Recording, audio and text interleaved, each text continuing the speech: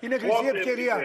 Είναι χρυσή ευκαιρία να υπενθυμίσουμε σε όλους αυτούς που πολύ σωστά, όπως αναφέρατε, θα πρέπει να σεβαστούν, έτσι, το δικαίωμα. Επιλεκτικές ευαισθησίες, κύριε Παπαδάκη. Και είναι χρυσή ευκαιρία αυτή η πίεση την οποία βλέπετε στην Τουρκία, διότι η Τουρκία επιχείρησε μια λικοφιλία με τον Πούτιν.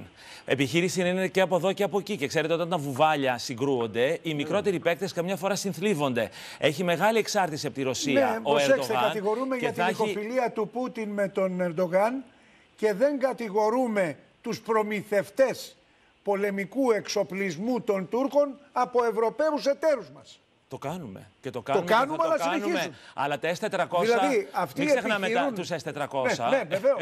Γιατί αλλά αυτόν τον κόσμο. από πού προμηθεύονται αυτοί τον εξοπλισμό τους? Από ευρωπαϊκές χώρες. Όσο όμως η Αμερική και το Αμερικανικό Κογκρέσο έχουν υποβάλει αυτό το ιονί εμπάργο, επιβάλλει αυτό το ιονί εμπάργο, να το πούμε και αυτό. Είναι ένας διαρκής αγώνας. Βεβαίως. Δεν υπάρχει εδώ κέρδισα και εφησύχασα. Αλλά... Είναι ένας πολύ δύσκολος παίκτης, ένας δύσκολος αντίπαλος για τον μακρύ χρόνο και έτσι πρέπει να προχωρήσουμε. Χωρίς αφέλειες. Χωρίς αφέλειες και χωρίς μόνο διακηρύξεις, αλλά και επί της πράξης θέλω να πω. Και με αυτό κλείνουμε. Ναι. Εκείνο το οποίο θέλω να πω, παραδείγματος χάρη, άκουσα τον Δημήτρη που έλεγε για την υπόθεση των αεροσκαφών κτλ. Βεβαίως είναι ένα διαρκής αγώνας. Θέλω να πω επίσης ότι είναι ένας διαρκής αγώνας των ατόμων ενός εκάστου εξημών.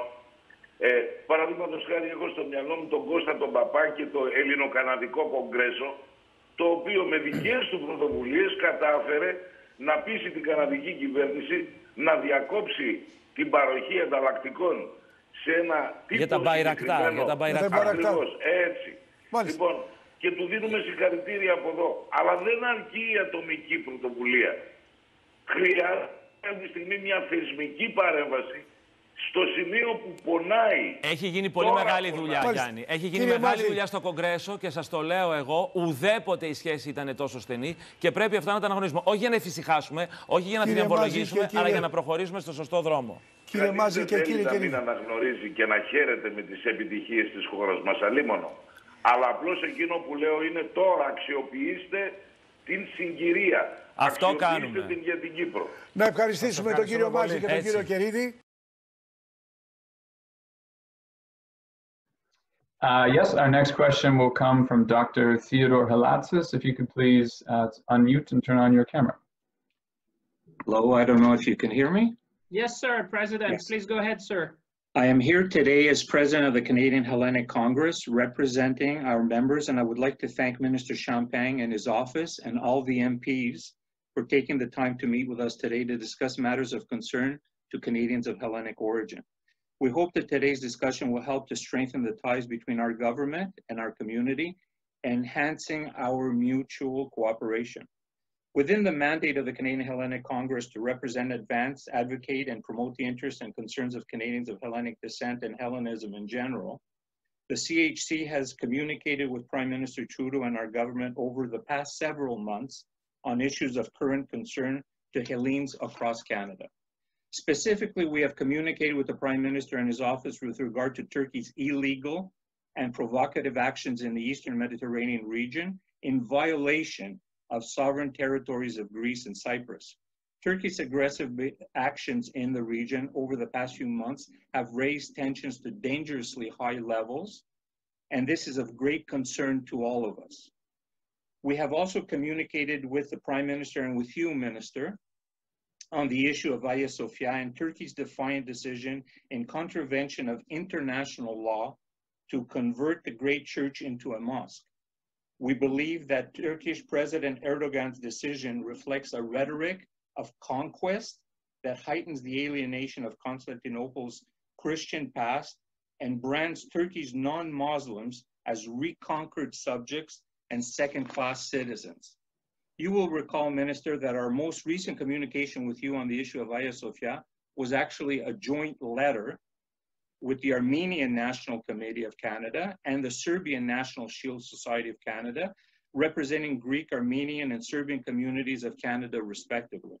In view of Hagia Sophia's UNESCO's World Heritage Site status, this is clearly a matter of international concern and not just a domestic issue. And given that Canada is a founding member of UNESCO, in our letter, we urged you, as well as our Prime Minister and our Canadian government, to 1, condemn Turkey's illegal actions and defiance of international law. 2, to make a public declaration in support of UNESCO's statement on this matter. 3, and to make every diplomatic and political effort to reverse Turkey's decision and to safeguard all universal heritage sites around the world. Another matter of serious concern to our community is the sale by Canada of military drone optics to Turkey, despite an arms embargo that is in place.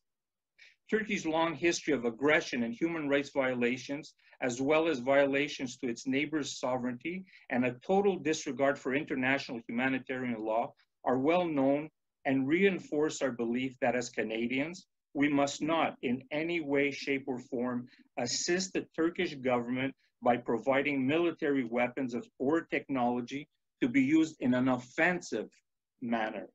As such, the CHC wrote to Prime Minister Trudeau in June of this year, urging him and our government to recognize Turkey's state of policy of aggression and expansionism in the Middle East and the Mediterranean Sea, to respect the embargo and to cancel the sale of Canadian drone optics to Turkey.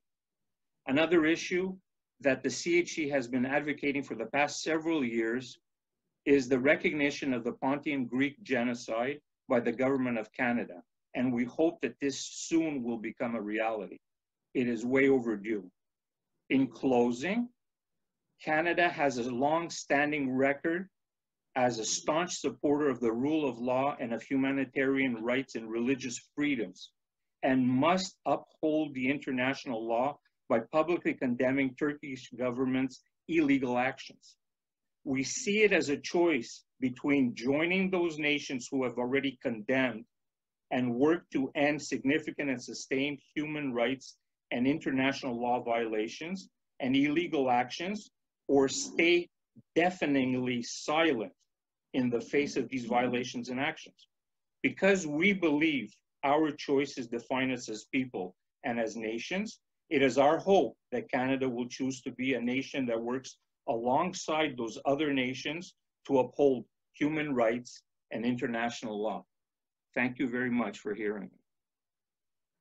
Mr. President, I am delighted. First of all, I think it's the first time we meet. I wish it could be in person, but I just want to let you know that my door is always open to you. I have great respect for your views, and certainly I took notes of your comments, which I knew, and I can assure you, when it comes to issue of human rights, I can assure you, it might be a perception in Canada, but I don't think there's many countries in the world, when I talk to my foreign colleagues, that would think that there's a country who speaks more often on human rights than Canada. I think we've been at the forefront with the EU, certainly more often than perhaps any other country I can think of, to make sure that we uphold the rule of law, whether it was in Hong Kong, whether it was with Xinjiang. In the Eastern Mediterranean, I've been engaged with NATO on numerous occasions. I think if you were to ask NATO, they would probably say Canada has been one of the most engaged in the discussion so far. So there's been a lot of diplomacy, I would say, in the back room, which might not be obvious to everyone who's watching us.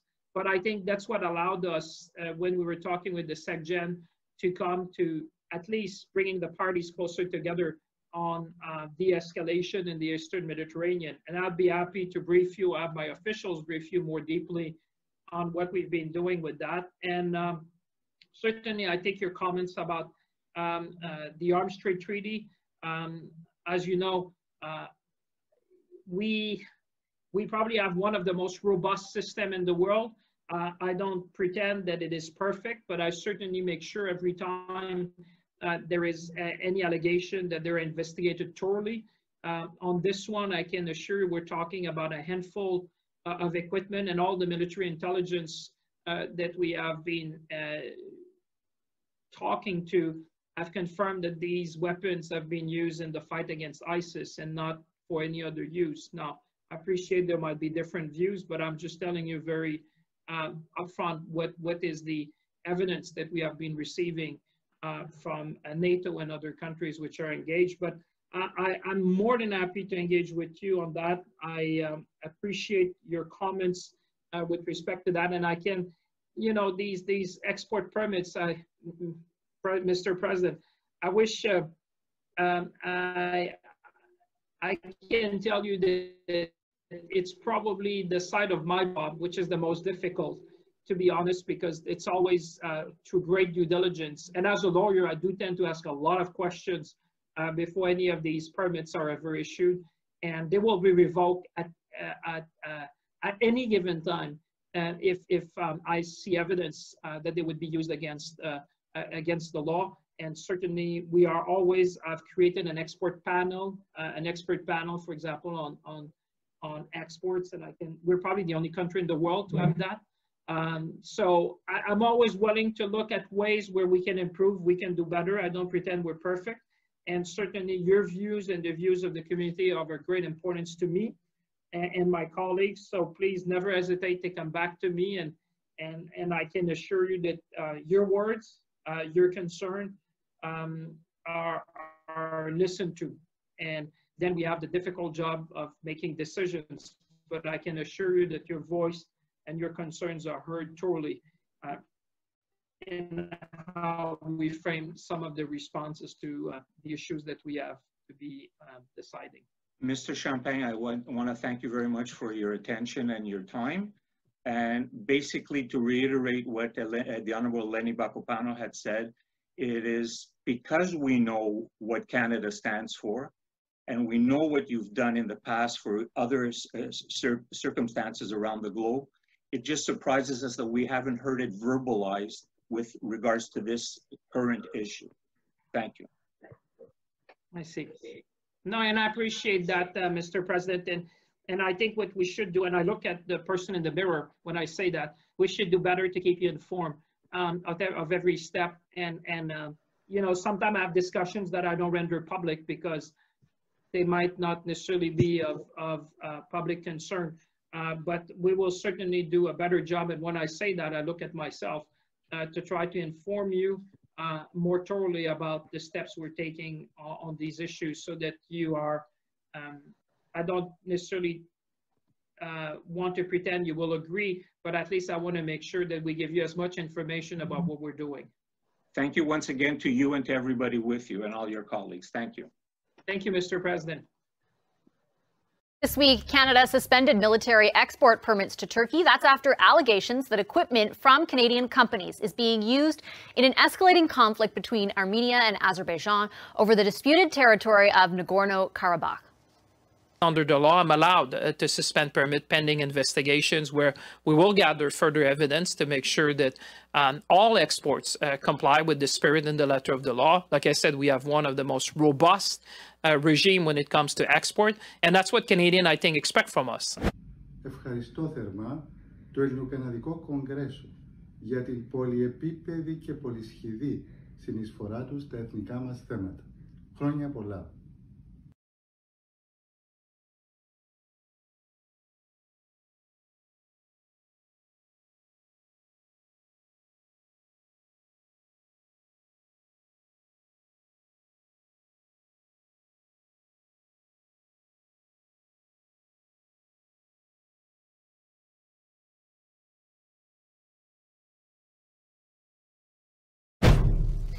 For more on this now, I'm joined by Karim Uras, Turkey's ambassador to Canada. He's with us from Ottawa. Hi, Ambassador. Good to have you back on the program. Likewise, thank you. Your government, sir, has accused the Canadian government of practicing a, quote, double standard in freezing exports of military-grade target acquisition gear to Turkey while continuing to allow shipments of defense equipment to Saudi Arabia. Can you guarantee, though, right now, without a doubt, that no Canadian military technology is being used in the conflict between Armenia and Azerbaijan in that disputed region? Unfortunately, I can't confirm nor can I deny because there are conflicting reports on that. We follow that, of course, we have ongoing cooperation and strong cooperation with Azerbaijan, but specifically are our drones there or have they bought drones, or do these drones carry Canadian equipment? I can't say. Why is that? Simply because I don't know. But why don't you know? Why doesn't your government know? If your government, in fact, purchased that, how do you not know whether it's being used? Well, this developed in a very hasty fashion, as you know, and we think it's surprising, it's unjustified, it's hasty, it's not in line with an allied spirit, and it amounts to rewarding the aggressor. So I was busy on Sunday talking to our people back in Ankara as to what is the extent of our cooperation. And I got conflicting reports, like the Undersecretariat of Defense Equipment said that, yes, they have bought them, but they haven't arrived yet. They're on their way. Others said, well, we don't know. And so there is a bit of controversy there. So I don't want to go into it, not in order to mislead you or your viewers. So until that information can be confirmed, or until you're able to ascertain what the truth is, do you understand how Canada would want to suspend things just to make sure they can also verify whether or not that's happening? Why are you, accusing the Canadian government of having a double standard when, in fact, you can't tell them for sure that that equipment isn't being used? Well, because there's nothing to substantiate any negative claim, and I would make the case that actually drones, by pinpoint targeting the aggressor, are actually upholding human rights, not, I would say, eroding them. So actually, it is a support in that sense. But in any case, without a proper report, it's very hasty and it disrupts our own system. And it's rewarding the aggressor because, Azerbaijan is trying to save its own land from Armenian aggression, which has been going on for 30 years. And they have occupied 21% of Azeri territory. The Armenians have led, because of their human rights violations, to the fleeing of 1 million Azeris. They are IDPs in their own land and in very squalid conditions. So disregarding all this and rewarding the aggressor as we see it is not a very appropriate or good policy. It's not in line with NATO allies.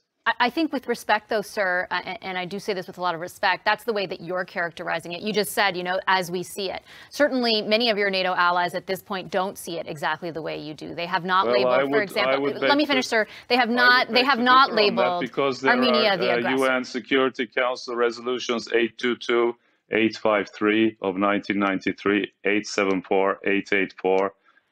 And there is the UN General Assembly Resolution 62/243, which says, and I'm reading, quoting, immediate, complete, and unconditional withdrawal of all Armenian forces from Azerbaijan. So this is the position of the international system.